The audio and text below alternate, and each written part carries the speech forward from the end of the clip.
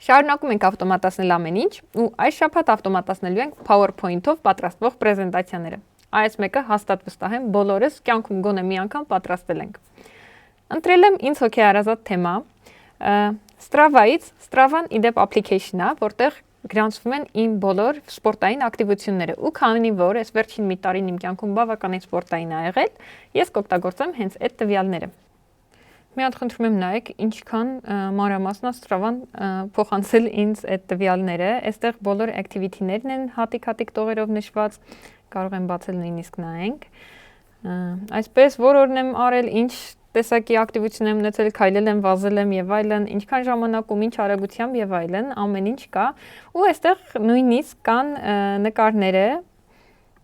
որոնք ես ժամանակ առ ժամանակ տեղադրել եմ Strava-ում իմ ամեն Հիմա ցանկանում եմ պատրաստել հաշվետվություն, պրեզենտացիա, որտեղ Երևան էս ամբողջ ավելի հավաքագրված տեսքով, այս երկար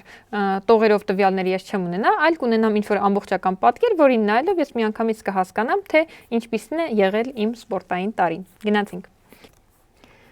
Գալիս եմ կրկին իմ սիրելի կուրսորի միջավայր, ստեղծում եմ նոր չաթ, որտեղ խնդրում եմ իմ Strava-ի դատան, որ ես հիմա կապահովեմ իրեն, վերլուծի, պատմական ինչ-որ տվյալներ բերի, կանխատեսի նույնիսկ ինձ խորհուրդներ տա հետագայում ինչ կարող եմ անել եւ պատրաստի այսպիսի մի հատ պրեզենտացիա։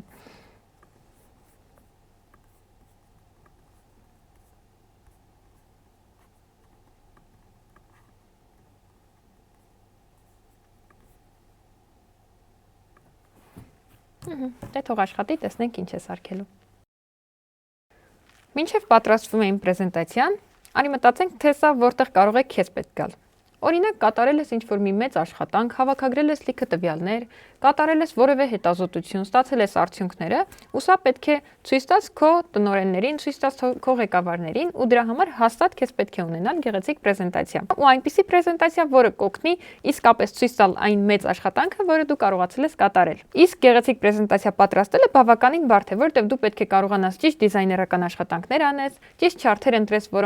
որոնք ցույց կտան այն բոլոր ինսայթները, որոնք դու ցանկացել ես ցույց տալ, եւ իրականում կատարես երկար աշխատանք։ Ու նաեւ հիշեցնեմ, եթե մինչև այս պահը արդեն նայում ես վիդեոն, ուրեմն ճիշտ ժամանակն է, որպեսզի բաժանորդագրվես, սեղմես զանգակի վրա, որտեղ ամեն հաջորդ շաբաթ մենք ունենալու ենք նոր ավտոմատացում։ Ահա եւ վերջ, պրեզենտացիան պատրաստ է։ Գնանք տեսնենք ինչ ենք ստացել։ Այստեղ հիմնական overview է, թե ես ինչ activity-ներ եմ ունեցել, քանի հատ, ընդհանուր վազքերս քանիսն են եղել, ընդհանուր հեռավորությունը, ամենաերկարը եղել է 21.7 կիլոմետր, այս Երևանում half marathon-ն էր, որ արեցի, մի խոսքով, հիմնական տվյալներն են, ու վերջում ունենք արդեն summary, որտեղ ներկայացված է այս բոլոր չարթերից ստացված ինսայթները։ Իսկ թե ինչպես կատարել որոշակի նաև դիզայներական աշխատանքներ եւ համապատասխանեցնել այն ոճին, որով որ ես եմ ուզում ստանալ հաշվետվությունը, այս մասը կարող եք գտնել առաջին վիդեոյում։